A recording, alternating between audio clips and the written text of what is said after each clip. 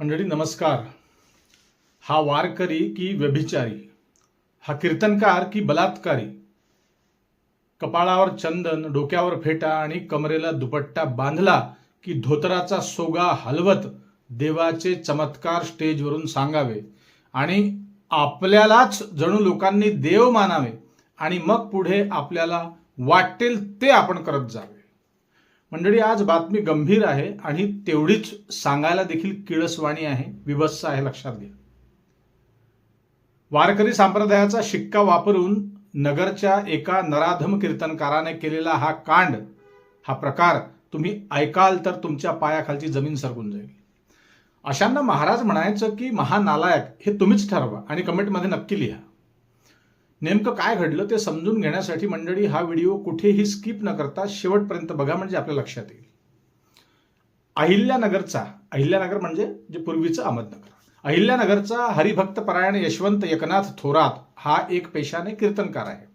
अलीकडे तुम्हाला ठाऊक आहे, अध्यात्माच्या नावाखाली व्यवसाय उभा करण्याचा या अशा महाराजांचा धंदा बनलेला आहे आणि अशातूनच याने नगरला एक वारकरी शिक्षण संस्था उभी केली बघा. आणि याच त्याच्या संस्थेत शेजारच्या एका तरुण मुलाला त्याने आपल्या त्या संस्थेमध्ये नोकरी दिली. मग स्वाभाविकच आहे, कालांतराने या तरुणाच्या घरी जाण्या येण्याचा याचा योग आला, संबंध येत गेला. मग महाराजच आहेत बाबा, तर काही शंका घेण्याचं कारणच नाही, अतिशय आदर सत्कार. परंतु या महाराजाची त्याच्या अल्पवयीन बहिणीवर नजर फिरली. या तरुणाची ही लहान बहीण, अवघी 8वीत असताना त्याने एकदा तिच्यावर लैंगिक अत्याचार केला, परंतु भीतीपोटी घाबरल्याने या मुलीने ही गोष्ट कुणालाही कुटुंबात, भावाला, आईला, वडिलांना सांगितली नाही. ती वयाने लहान असल्यामुळे तिने फारशी काही हिंमत देखील केली नाही.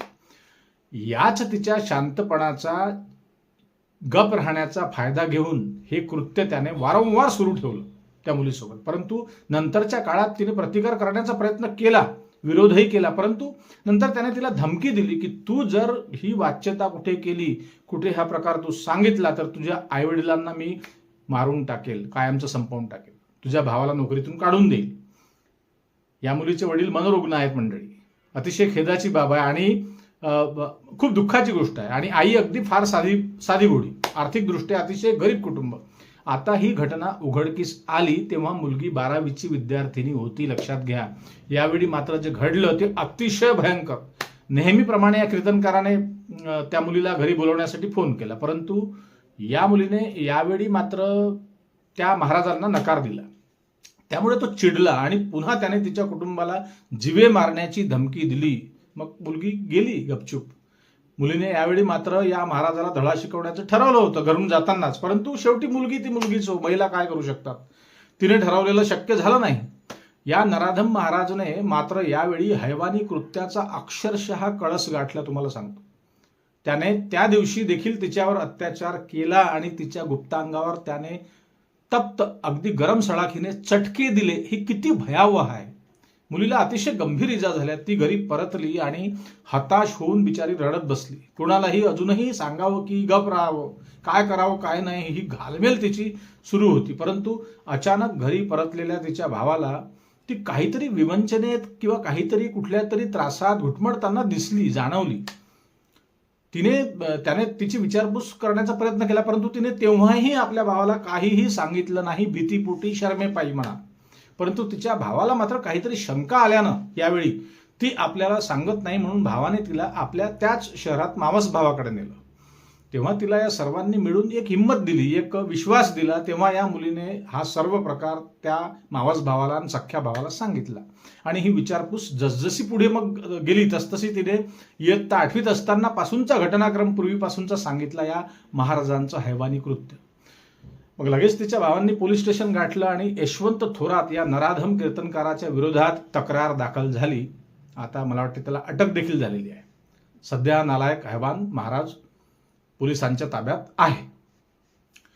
मंडळी, एक गोष्ट लक्षात घ्या, अलीकडे या अशा महाराजांचे प्रकार खूप पुढे यायला लागले आहेत. तुम्ही वाचले असतील, ऐकले असतील. या अशा एखाद्या महाराजांच्या अशा अनैतिक कृत्यामुळे अख्खा वारकरी संप्रदायच बदनाम होतो असतो, हे लक्षात घ्या. त्यामुळे वारंवार सांप्रदायिक मंडळींनी याकडे गांभीर्याने लक्ष देण्याची गरज आहे, हे लक्षात घ्या. अलीकडे आपल्या महाराष्ट्रातच नाही, तुम्हाला ठाऊक असेल तर अख्ख्या देशातच महाराज आणि हे कथावाचक ढोंगी पाखंडी साधूंचं पीक अगदी जोमात यायला लागलं आहे. या गेल्या 10-12 वर्षात जास्तच आहे. आणि हल्ली धर्म, जात, पंथ यावरून देशातल्या राजकारणाला देखील अतिशय ऊत आला आहे, तुम्ही बघताच आहात. धर्म, धर्मांधता, अंधभक्ती, हिंदू, मुस्लिम हे सगळं सुरू आहे. अनेक अशा ढोंगी पाखंडी कथावाचकांना, कीर्तनकारांना हिंदुत्वाच्या नावाखाली संरक्षण दिलं जात आहे. एवढंच नाही तर हे कीर्तनकार हे प्रचार देखील करत आहेत. यांनी हिंदुत्वाच्या नावाखाली भाजपाचा प्रचार केला मागच्या वेळी. आपली राजकीय पोळी भाजण्यासाठी अनेक राजकीय नेते या महाराजांना प्रोत्साहन देतात, पाकिटं देतात, मोठमोठे पैसे देतात. आणि मग अशा या महाराजांचे असंख्य भक्तगण तयार होतात. भक्तगण कशाला, अंधभक्तच तयार होतात. अर्थात सर्वच महाराज हे अशा प्रकारचे नसतात, परंतु या अशा एखाद दोघांमुळे अख्खा वारकरी संप्रदाय बदनाम होतो. याकडे कुणीतरी लक्ष द्यायला पाहिजे.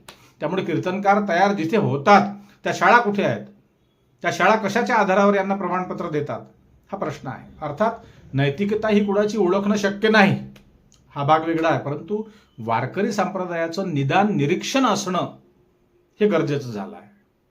आणि दुसरी अतिशय महत्त्वाची गोष्ट ही आहे मंडळी, की तुम्हाला ठाऊक असेल खेडोपाडी, ग्रामीण भागात किंवा अलीकडे शहरी भागात देखील मोठ्या प्रमाणात अनेक कथावाचकांचे कार्यक्रम होत असतात. काय भागवत सप्ताह असतो, मग त्यानिमित्ताने काही कथावाचन होतं, नंतर मग संध्याकाळी सायंकाळी कीर्तन होतं. तेव्हा यांच्या कार्यक्रमांना तुम्ही बघत असाल तर महिला खूप मोठ्या प्रमाणात गर्दी करतात. तेव्हा या निमित्ताने महिलांना, मुलींना एक सांगावंसं वाटतं या व्हिडिओच्या माध्यमातून, की अध्यात्म समजून घेणं, कीर्तनाला जाणं काही गैर नाही, परंतु यामध्ये अनेक ठिकाणी अध्यात्म सोडून किंवा काही भलतं मनोरंजनच सुरू असतं.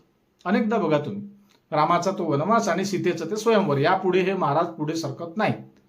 तीच ती कथा जी मागल्या वर्षी होती तीच या वर्षी. मग अशा मनोरंजक कीर्तनकार महाराजांना अनेक महिला देवाचं स्वरूप देतात, त्यांना देवच मानतात.